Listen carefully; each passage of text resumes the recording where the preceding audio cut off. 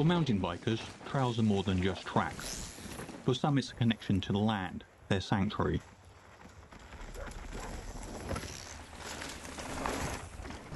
But these connections do not come without friction.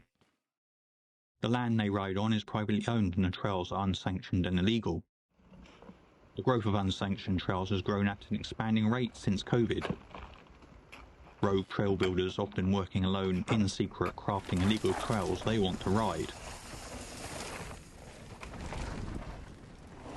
After time though, the builders have moved on.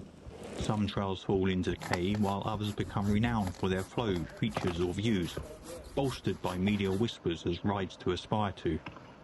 Those subsequent riders do not care if they're illicit or not. They just want to enjoy the moment. Historically, the landowners would prefer the trails did not exist and the mountain bikers did not come.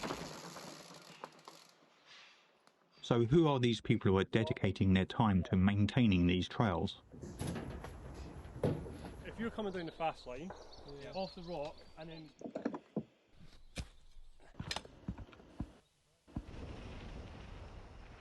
My name is Ilya Rudkin and I have been mountain biking for 25 years. I moved to Scotland with my wife to take advantage of Scotland's outdoors. Always looking for single track to ride, and yes, I did not think of whether it was illicit or not, there only to enjoy the moment the single track was taking me through. Many countries like the UK have seen a growth in mountain biking over the years, fueled by the media to ride idyllic trails in remote locations. A common factor in all those locations is the friction with landowners as riders try to emulate the dream riding experience in locality. In recent years though, I have seen more evidence of trail maintenance, whether it has been a fixed drain, fresh firm surface or improved flow. It has been the quality of the work that has caught my attention. In all that time though, I've never seen anyone fixing a trail. So I set about to find out. This journey took me to a side of mountain biking I've not seen before. It has roots from a questionable and shady past. I followed a group of mountain bikers for 14 months. I've seen a side of mountain biking that is under the radar for the majority of people, whether it is in this country or others. Rogue trail building and unsanctioned building has been a thing since the inception of mountain biking. I think at the moment we started veering away from riding on the forest roads, jumping onto various bits of single track and then starting to create single track to suit our own needs. That's been a thing since probably the mid-90s, as the bikes have become better and there's more things that the bikes are able to do. That whole unsanctioned trail building kind of world, that's literally created the industry. Think about what mountain biking would be like right now if there was no North Shore mountain biking scene, if there was no golfy at the Tweed Valley. All these unsanctioned trails, which make up 90% of the trails that we ride, that's what's fueled the progression in mountain biking. It's what's fueled better suspension, better gears, and just made bikes so incredibly good now compared to when they were in the 90s. If there wasn't any of the unsanctioned building, I dare say we wouldn't be in the position we are now.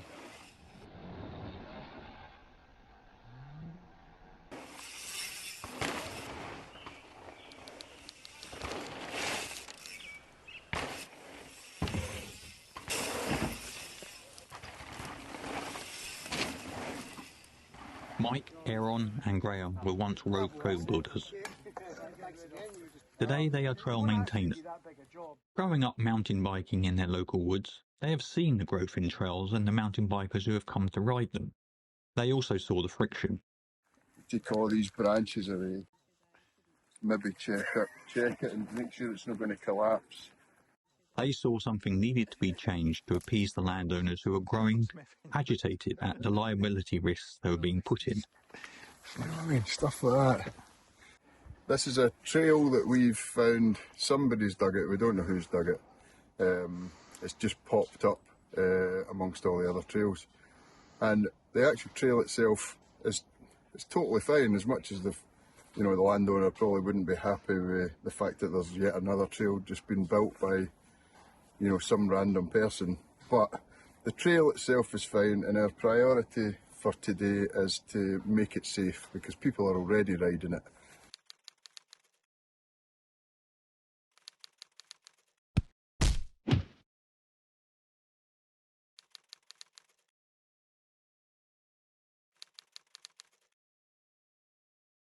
what FLS want is a managed, sustainable network of trails in a woodland, and we don't want proliferation of trails. You know, we want that trail network to stay there and to be safe and to not conflict with any of our operational activities or our wildlife or heritage.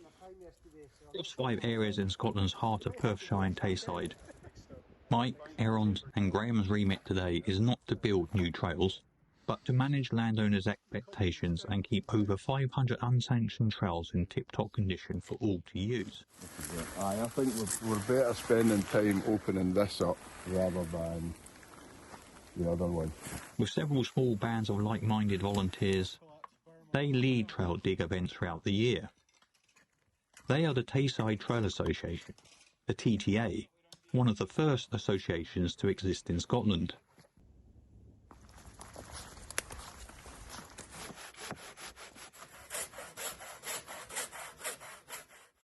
Since 2020, liaising with development mountain biking in Scotland, using best practices, they have slowly but surely gained the trust of landowners for the benefit of all mountain bikers. Their hours of toiling with basic tools goes unnoticed. No one stops.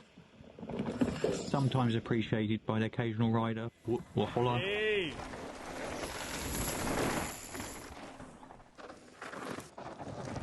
Okay. Whew. Whoa. Some say that unsanctioned trails only exist because of the unmet demands or needs of some riders. How do you feel about road trail builders?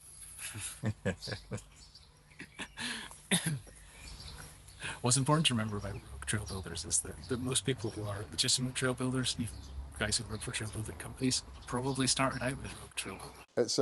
It's a difficult one because there's clearly, because I was that rogue trail builder and we all were, there's nothing quite like finding just a blank bit of hillside that nobody's ever ridden before, nobody's ever taken a set of wheels down. It's a blank canvas and you build a trail from scratch, from start to finish, exactly the way you want it. It's like a dream coming true. Almost the foundation that everything's built on, and as much as we're not necessarily happy for trails to be popping up everywhere, that's almost the pipeline that produces new trail builders, because there isn't like there hasn't historically been a body you can just go to and be like, I want big trails. I suppose I started like building jumps like most kids do when they're, 7 or 8 years old, just in the woods, and we used to rework the local council built BMX track for our own benefit. Certainly here in the area, there's trails pop up in various places, and gyms pop up places they shouldn't. If you're a 13-year-old kid who wants to build jumps in the woods, you can't jump in a van and travel to Dunkelwald to come to a dig day. Just dig what's on your doorstep. As I got deeper into this journey, I sensed that the adage, build it and they will come, is not the key motivation for the rogue trail builders. They would rather keep their hard-earned trails to themselves to push the limits of their own riding, the dark side. The difference I've seen with these people is they have a different perspective. While they have very similar objectives, they aim for sustainable trails, have a respect for the environment and the landowner's wishes.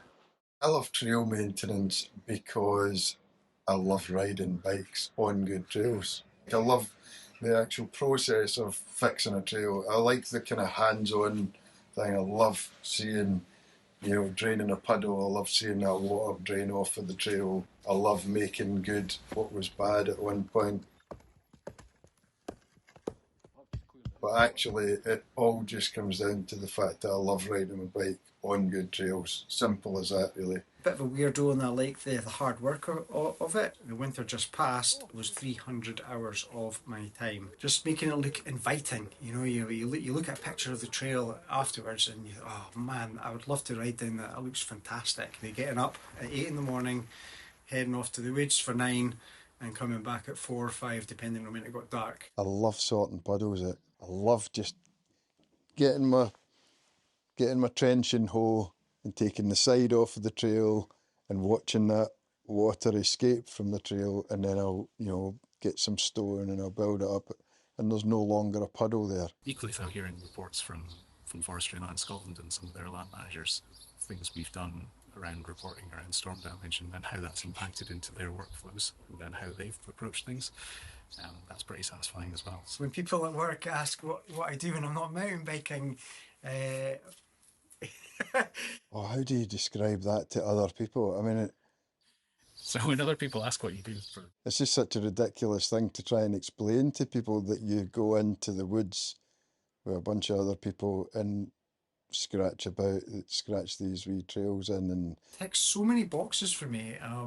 It ticks the fact that I'm outside in nature. That alone, through the winter time, is a game changer for your happiness. cut branches back, and what, you do that for free, and what, you don't own the land.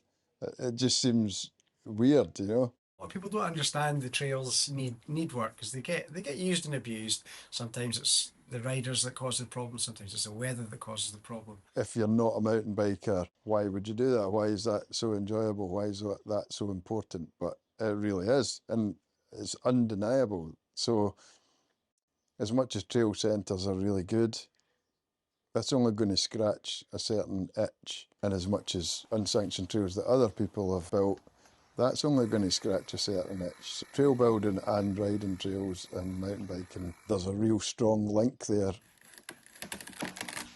That's the good thing about a trail association, is that as much as we are not out there building hundreds of miles of brand new trail every weekend, we do have the option to do that sometimes. And we also have the option to reconfigure trails that aren't quite working. Kind of scratches that itch, you know, up to a point, but legitimately and with the permission of the landowner. Over the years, I've kind of figured out, you know, there's a correct tool for the job. Some tools will do many jobs, but often you need specific tools to do specific tasks. Probably use saws more than anything else for clearing roots, clearing tree branches. I've got my little samurai blade here. There's quite significant teeth on it. Superb for cutting through trees, and I mean big trees. We have a really heavy duty matic. This is 10mm stainless steel. It's heavy, it's unbelievably good at breaking rock. Trenching hole, brilliant for digging drainage channels, shaping berms. We've also got matics. You have a spade head at one end and an axe head at the other end, making bench cuts into the side of the hill. Shovels, obviously, so if you're building jump, you need to move quite a lot of earth. My favourite tool, because you can do so much with it, filter out rock and things like that with it. Thankfully they're not too expensive if you do break one, because rakes don't last very long, especially if they've been used for cutting in. None of you have mentioned chainsaws. Chainsaws, oh, I wish we could use them. I mean, it would make such a difference. It's probably the missing link. We could get so much more done, we could just be a lot more effective. Everything else is working perfectly. Chainsaws and brush cutters would make such a massive difference. We could spend 2 days clearing, you know, both sides of a bit of forest road of gorse by hand, you know, 10 or 12 of us. And actually, if you had 2 people with brush cutters, you'd have it done in 2 hours. For the Trail Association to be using chainsaws, even though it's a volunteer group, you need to have the correct tickets for it. So if something were to go wrong, then the HSC would come down like a ton of bricks. So the safest and easiest thing basically is for the Trail Association not to involve themselves with chainsaws. It would be nice to have a situation in the future where if we had large areas of windblow, we could contract people to clear those for us. In the morning of January 25th, 2025, a Stingjet develops over Ireland. Storm Iowyn, a Category 3 hurricane equivalent, hits Ireland, then the central belt of Scotland. The first ever red warning, a danger to life, is announced in the UK. Record-breaking winds. That red level warning is going to cover vast swathes of the country, the entirety of the central belt. Low pressure storm Eowyn underwent a rapid intensification during the early hours of Friday morning. The Americans like to call it a weather bomb. There's only so much you can do to prepare for a storm like Eowyn.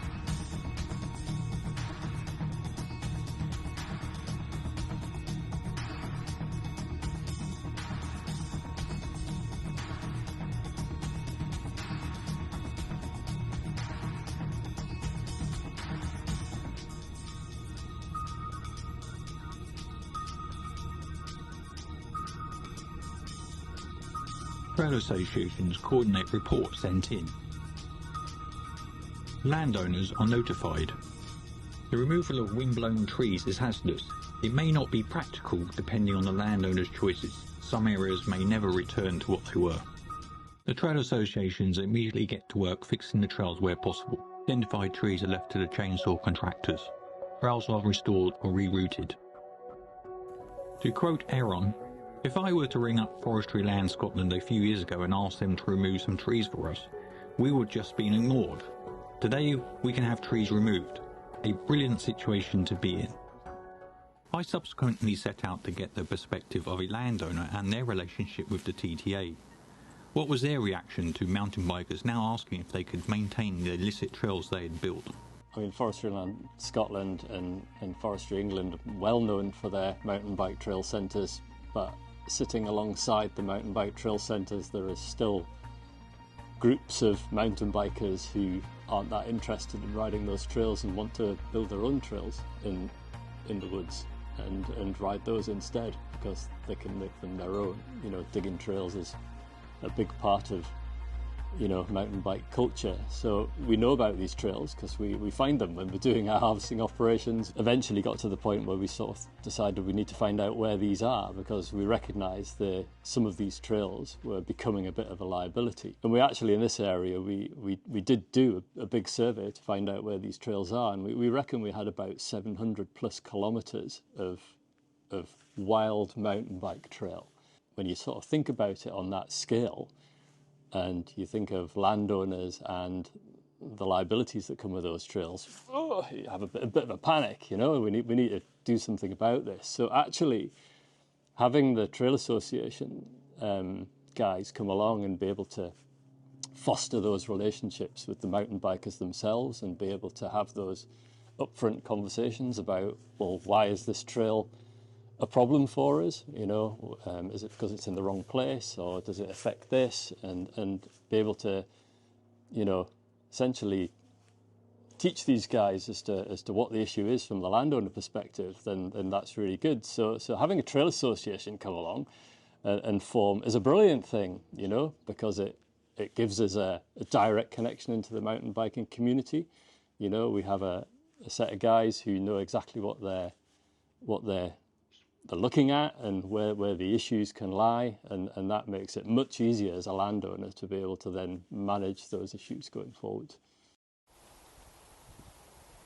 So I think storms in particular have always been part of the way, the cycle of trails. The trails get built, storms come along, destroy those trails, and then trails get rebuilt either somewhere else or rebuilt around where the storm damage is. So having a trail association, it's basically a vehicle to mobilise everybody to help. The main take away from, you know, the last few years is that our relationship with landowners is a lot better, especially in terms of Forestry and Land Scotland. They're so helpful. The downhill tracks, for instance, at Pitmedden, there were about 40 trees down across the 15 trails. So every trail was blocked. We managed to reopen them within the space of a week through a concerted effort. Things that we just couldn't do. We're just not trained for that. We don't have the equipment. One tree, there was no danger that we could have removed ourselves. Through the work that we'd done, Forestry were quite impressed, came in and dealt with that tree for us within a week of being notified. That would only have happened as a trail association working together. And that gives you an opportunity to do things maybe slightly better. Maybe there was a section that didn't flow quite right, and maybe something didn't drain quite right, or just maybe wasn't a lot of fun. So we can sometimes use storms to tweak things and work around the storm damage a bit more effectively. So there's trails that have survived these storms that would be gone forever, without exaggeration. That's just the fact. In a survey by UK Mountain Bike Rider magazine on Facebook in 2025, it asked how many people ride paths illegally in England and Wales. About 200 riders answered, revealing 98% of them opted for the red pill. Yes, we ride paths as cheeky tracks. This shows, while only a small sample, the demand for technical trails continues. On this journey, I've seen the people behind the trails. I can see their enthusiasm for riding good trails, and I can see they bring balance through collaboration with the landowners, vital for the sustained existence of many trails in Scotland. I am grateful for Scotland's open access code, which has allowed me to explore, ride and fall in love with many parts of Scotland's remote moors, mountains and rivers. In the back of my mind though,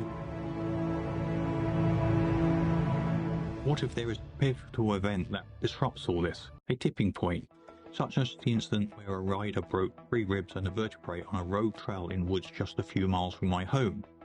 It felt like a pivotal moment. What would the landowner do now? At another local wood close to me, all the trails I loved to ride there are now gone, destroyed by successive storms and the subsequent harvesting of the wind-blown trees. However, someone, though I do not know who, is starting to build trails there again. Trails, like plants, are starting to reappear. It has been seen even with a trail association in place, it does not stop road trails popping up. As long as there are new mountain bikers, a desire to ride something challenging locally, road trails will continue to emerge, to satisfy that certain itch.